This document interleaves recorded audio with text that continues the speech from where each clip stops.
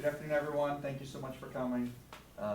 Most of you know me, I'm Dr. Sanderson. I'm a rehab physician, medical director here at Summa Rehab Hospital. Pretty delighted. We have Mr. Burns here to speak to you guys today. Obviously, the topic of conversation is spinal cord injury. Looking to the audience, those of you who are living with spinal cord injury are well aware of what it does to you. Any injury to the central nervous system really complicates all your organ systems. It doesn't just affect your spinal cord, it affects everything in your body. So Mr. Burns, all yours. Thanks, Dr. Sanderson, appreciate it. Like I said, my name's Bert Burns, and I was injured 30 years ago. I was in college, I was in Orlando, Florida, and I was at University of Central Florida at the time, and I was a finance major at school there. And I was also working, so I was driving home from work one night. I was waiting tables at Steak and Ale, and driving home late night on a Friday night. And I was in a little sports car. Just bought a little 280Z, kind of fun little car, except it's a fun little car. And I was going through a green light. A drunk driver ran a red light in a '64 station wagon, and just nailed me. And he won the wreck. And so I got thrown out of the car. Back before we wore seatbelts too much, so I don't know if it would have helped me or hurt me if I had the seatbelt on. But I got thrown out about 45 feet and broke my neck at C6-7 level injury. So I'm a low-level quadriplegic.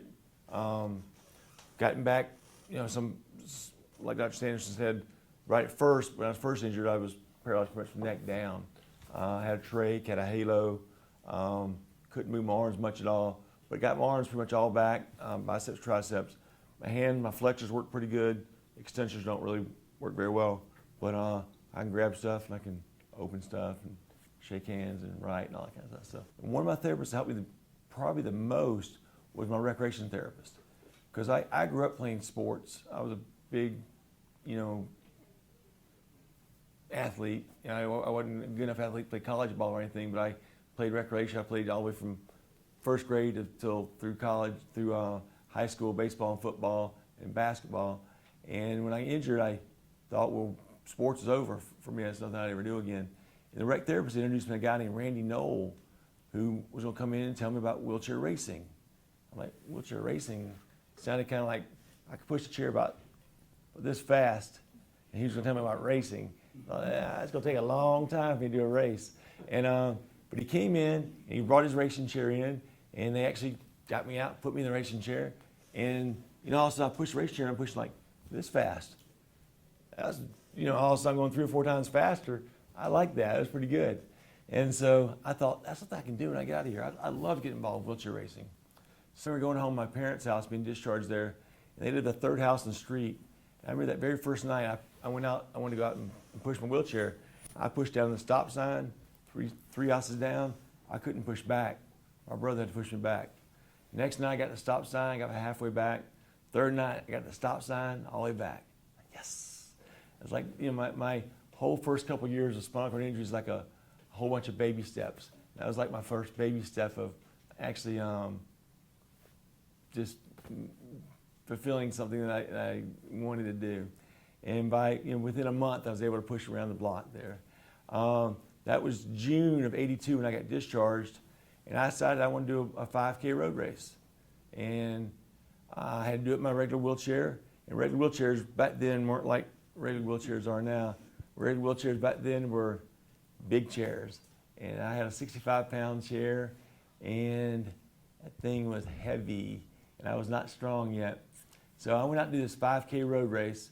There was about 5 or 6 guys in wheelchairs out there. They were in racing chairs, and there was probably about 800 runners. And we started, a 5K road race is 3.1 miles, and it was perfectly flat there around the campus at the school. And I got passed by every kid, every old lady, every wheelchair, everything. I came in dead last, but I finished it. It took me an hour and 5 minutes to go 3 miles, but I finished it. So I was so proud of that. And I knew right then that would always be my worst 5K. It could only get better from there. And so my first job out of college, I got offered a job up in Atlanta at Shepherd Spinal Center. And Shepherd Center was a real good facility. They had a great recreation therapy department. And my job title was actually sports and fitness specialist. So all I did 5 days a week, 8 hours a day, was teach wheelchair sports. And by that time, I learned a lot more other than racing. I knew racing pretty well. And one of my first goals was to start a wheelchair rugby team. Rugby's fun. For people who don't know what it is, 4-on-4, basketball court, you carry a ball across the goal line, knock each other over, carry a ball and try to score. I kind of judged my game as if I could knock over more people than I got knocked over, it was a good game.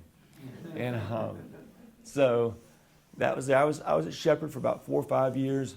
And another big thing that they had there that really helped me a ton is they sponsored a wheelchair racing team. So before that, like I said, I would just go out and push my own, try to do races on the weekends, and get involved a little bit, maybe train 1 day a week or something. Now all of a sudden I get involved with this team, and I'm training 2 or 3 days a week with them, and doing 2 or 3 days a week on my own. It's amazing if you go out and train 5 or 6 days a week, you get pretty good at it, And so we have what's called, you can compete locally, you can compete regionally, you can compete nationally, and then, when you get regionals, you qualify for national games. And then when you get national games, if you do real well, you get picked for the USA teams. In '85, I made my first nationals. Went to wheelchair nationals up in Edinburgh, Pennsylvania. And there, when I went there, they put you in dorms with, another guy in a chair.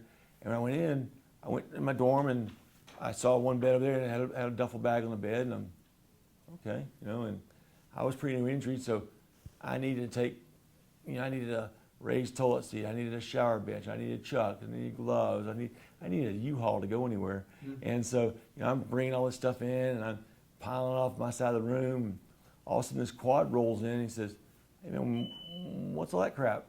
Mm-hmm. I said, "Well, I'm a quad, I need that." He goes, "I'm a quad, I don't use it." And I said, "Teach me, Obi-Wan."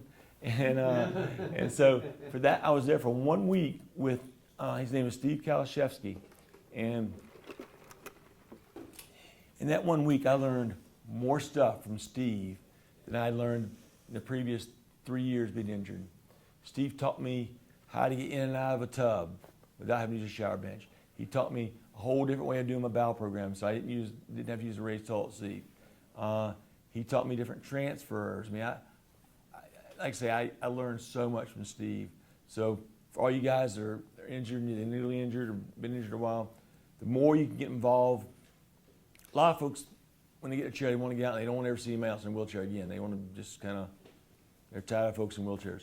But if you can get out and you can get involved with people who've been injured longer than you, that's where you learn a ton. In 1990, I got picked to go to my first international team. Made the 1990 World Championship team, got to go to the Netherlands, go on the USA, pay for a team to go over to the Netherlands and compete for 3 weeks. And my events were I was more a distance racer, so I did the 1,500 meter, 5,000 meter, and the marathon.